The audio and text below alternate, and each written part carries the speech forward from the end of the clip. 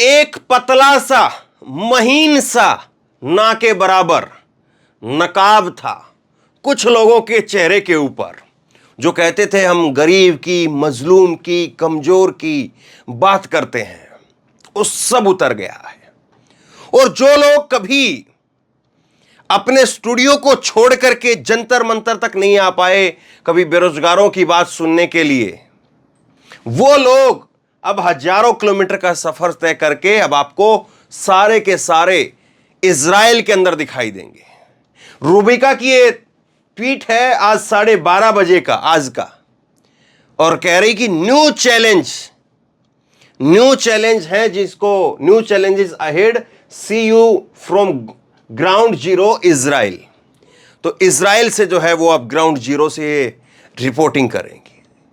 ये लोग कभी अपने ही देश में बगैर वीजा के, जिसके लिए किसी की अनुमति नहीं होती है, सिर्फ 2000 किलोमीटर का सफर तय करना था, मणिपुर ये लोग नहीं जा पाए। ये लोग अब नोएडा से और इजराइल तक का 5000 किलोमीटर का सफर तय कर रहे हैं।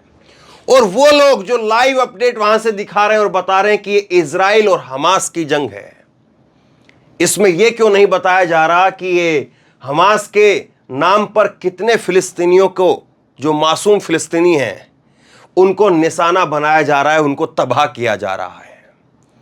ये मैप तो मैं आपको दिखाऊंगा, बाद में इसकी चर्चा भी करेंगे।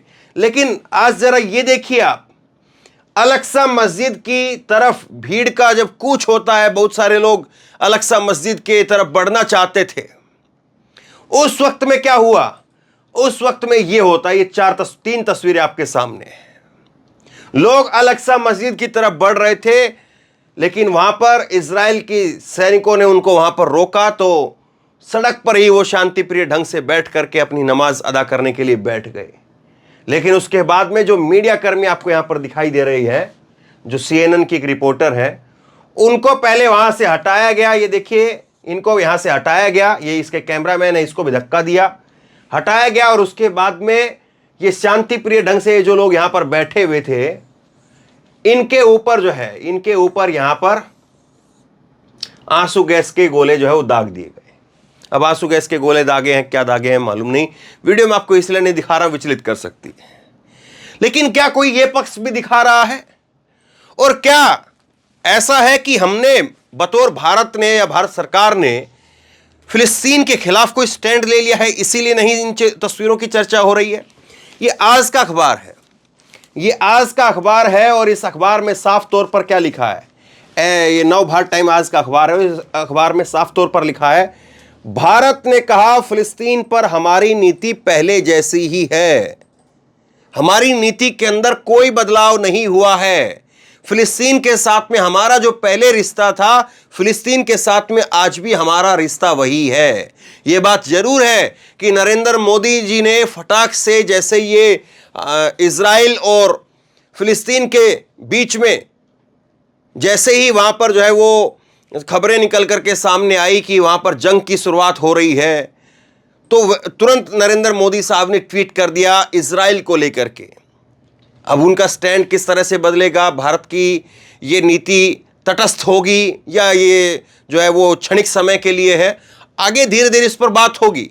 लेकिन यहां पर साफ तौर पर विदेश मंत्रालय के जो प्रवक्ता हैं, विदेश मंत्रालय के प्रवक्ता, उन्होंने क्या कहा है मैं आपको पढ़ करके सुनाता हूं।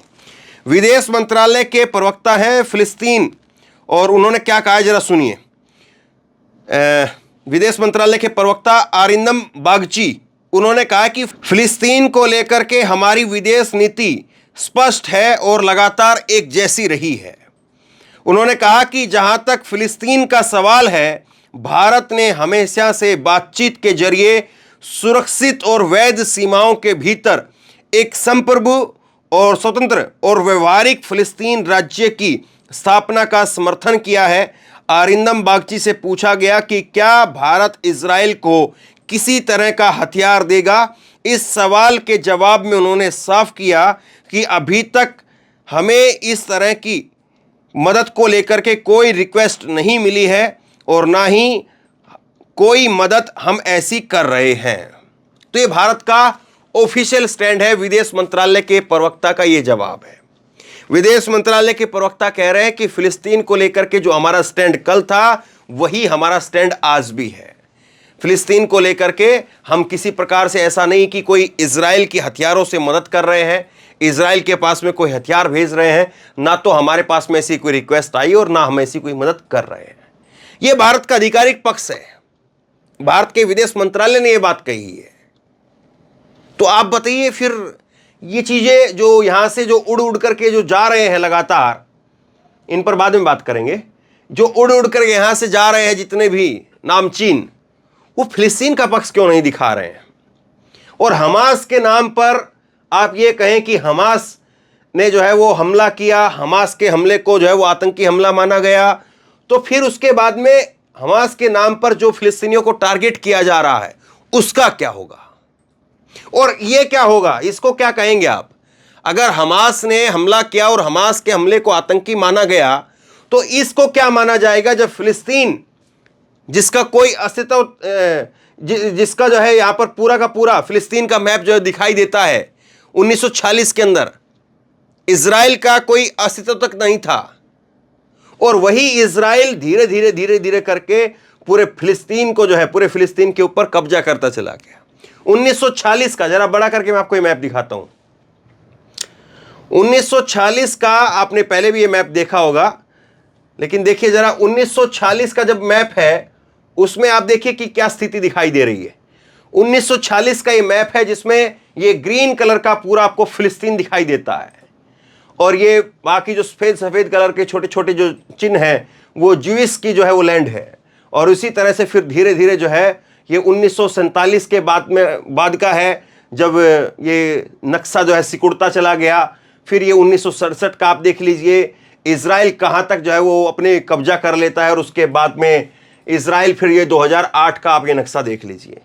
तो लगातार इतिहास की तारीखें हमें ये बताती हैं कि जब जब इजराइल को मौका मिला है तब तब इजराइल जो है वो हमला करके आगे बढ़ता रहा, और उसके बाद में इजराइल ने लगातार जो स्थान है वो घेरता रहा, और अब गाजा पट्टी की तरफ जो है उसका मेन निशाना है। और गाजा पट्टी पर अब बताया जा रहा है, ये तस्वीर देखिए आप, गाजा पट्टी की तरफ जो है वो बड़े बड़े अब इस तरह के टैंक, ये अभी आज की खबर जो है वो सामने आई है, 1 बजे की खबर है, हमास के साथ युद्ध के बीच इजराइल के रक्षा बल गाजा सीमा पर टैंकों के साथ तैनात हैं। तो अब इस तरह के टैंक जो हैं वो गाजा पट्टी की तरफ अब लगाए जा रहे हैं। तो मतलब अब निशाना जो गाजा पट्टी का ये बचा हुआ थोड़ा सा हिस्सा है इसके ऊपर है, ये गाजा पट्टी का जो निशाना है।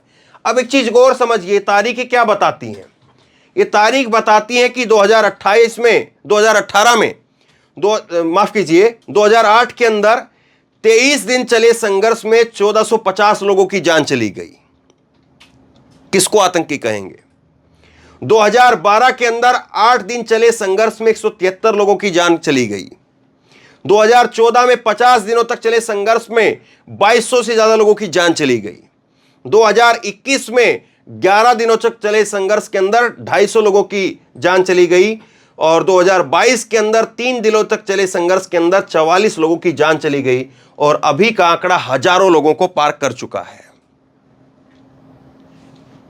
अब दूसरी बात देखिए, इस तरह के लोग अब निकल निकल करके सामने आ रहे हैं, इस तरह से जो है वो सड़कों के ऊपर होर्डिंग लगाई जा रही है कि संकट की इस घड़ी में संपूर्ण भारत इजराइल के साथ खड़ा है। क्या हम फिलिस्तीन के साथ नहीं है? ये फिलिस्तीन को लेकर के ये अखबार, ये जो है वो भारत के विदेश मंत्रालय का रुख क्या है? हमारी फिलिस्तीन को लेकर के नीति में किसी तरह का कोई बदलाव नहीं है। क्या यूक्रेन और रूस का जब युद्ध हुआ था तो इसी तरह से चीजें हुई थी? क्या किसी ने मान लिया था कि यूक्रेन जो है वो एक आतंकी संगठन है? अब क्यों कहा जा रहा है, तब क्यों नहीं कहा जा रहा था? सोचिए जरा इस बात को। और ये इस तरह के लोग जो है तब सामने क्यों नहीं आए थे? ये यति नरसिंहानंद, अभी जो 2-3 दिन पहले इनकी एक वीडियो वायरल हो रही थी, कह रहे थे योगी आदित्यनाथ को तू तड़ाक, तेरा बाप, फला फला फला, मैं तो बातें कह भी नहीं सकता हूं। और अब ये कह रहे हैं कि हम इजराइल की एम्बेसी में जाकर के कहेंगे कि हमारे 1000 लोगों के साथ में, 1000 शिष्यों के साथ में हम इजराइल में जाना चाहते हैं, और हमारा और यहूदियों का दुश्मन एक ही है। गजब बात है भाई।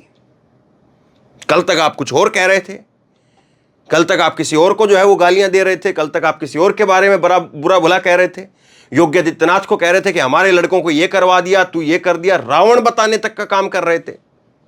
और आज देखिए, और ये इस तरह से लोग अब क्या कहें, राखी सावंत जैसे लोग टिकटॉक बना करके घूम रहे कि मोदी जी मैं तैयार हूं, मैं रेडी हूं।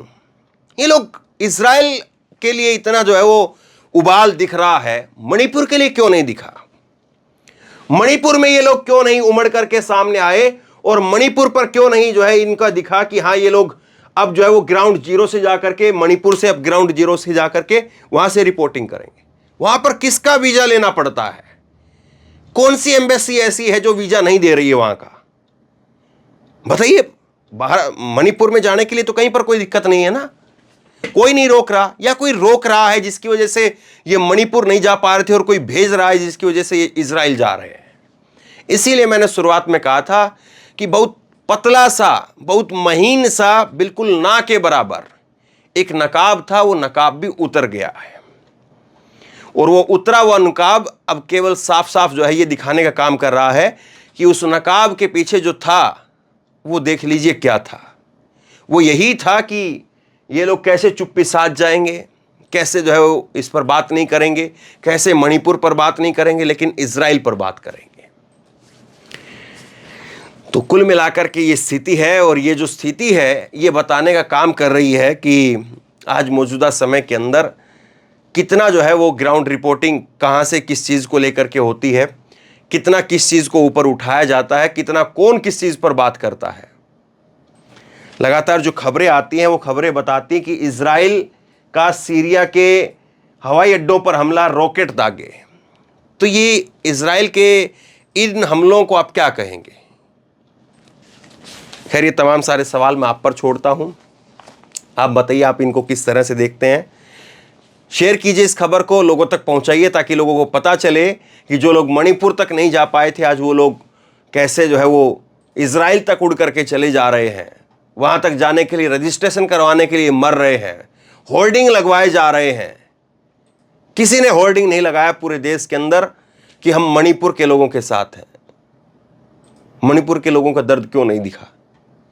और इजराइल और फिलिस्तीन की बात होती है तो केवल इजराइल की बात क्यों, फिलिस्तीन की बात क्यों नहीं? सवाल ये है। शेयर कीजिए इस खबर को, लोगों तक पहुंचाइए, और आप क्या सोचते हैं नीचे कमेंट बॉक्स में अपनी राय लिख करके जरूर बताइए। और इसी तरह की तमाम खबरों के लिए ऑनलाइन न्यूज़ इंडिया को सब्सक्राइब कीजिए, साथ में जो बेल आइकन है घंटी है उसको जरूर दबाइए, ताकि जैसे कोई खबर अपलोड करें उसकी नोटिफिकेशन सीधे सबसे पहले आपको मिल सके। और अगर ये वीडियो फेसबुक पर देख रहे हैं तो फेसबुक पर हमारे पेज को लाइक कीजिए, फॉलो कीजिए, और इस खबर को शेयर कीजिए। धन्यवाद।